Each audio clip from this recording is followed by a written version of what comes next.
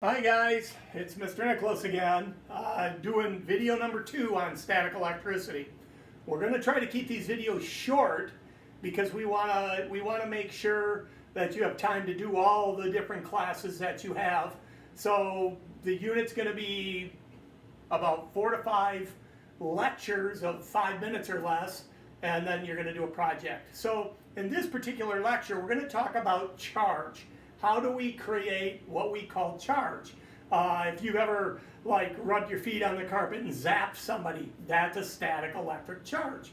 And we're going to show you how that works. That's the game we're going to play. You could even do that as a demo. So there's 4 types of charge. There's a conductive charge. Conductive charge means that you're transferring electrons.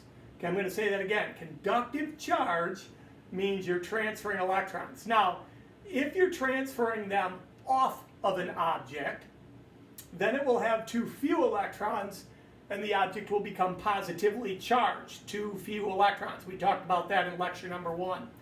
If you put the electrons on the object, it will become negatively charged, too many electrons. That was also talked about in 1. So if I took this rubber glove, and you've all been playing with these probably, and I blew it up, rubbed it in my hair, and went like that, you can see my hair's attracted to it. That's a conductive charge. I charged my hair by stealing electrons, so it would be, hopefully it said positive, and then I put the electrons on here, and that's why they attracted to my positive hair. They would be what?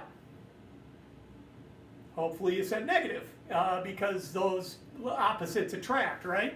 So then we have one more kind of charge. This is the really, really difficult one for kids to understand sometimes. It's called an inductive charge. It just means the electrons didn't transfer. They moved from point A to point B. In AP Physics, we would call this a system. And in the system, the number of electrons don't change. So if I had electrons on this glove and I didn't add or take away, I could still inductively charge this thing. Now what you do is to induct them, is you take a negatively charged object, put it up to something, and the electrons move away from it because likes repel. When they move away, what doesn't move is the protons, because protons make this chalkboard up. So here I am, I rubbed the hair, conductively charged the glove. Now it's negatively charged. I put this near the whiteboard and the electrons run over to this side. Now when they do that, this side has electrons a lot and this one is missing a bunch of electrons. So this side would be positive, this side would be negative, like a battery. We call that inductive charge. In fact, that's how we create a battery. And then in the next unit, we're going to turn that into electricity. But an inductive charge chases the electrons away. We call that redistribution. And then when that redistribution happens, this side's negative, this side's positive. We call that polarization.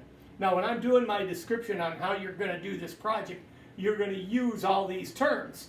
Now good thing for you, you can just come back to this video, watch it, and learn what all those terms are. I'm not going to repeat it, because you can hit the record button and repeat it as many times as you want. Hopefully that was good enough for that particular lecture.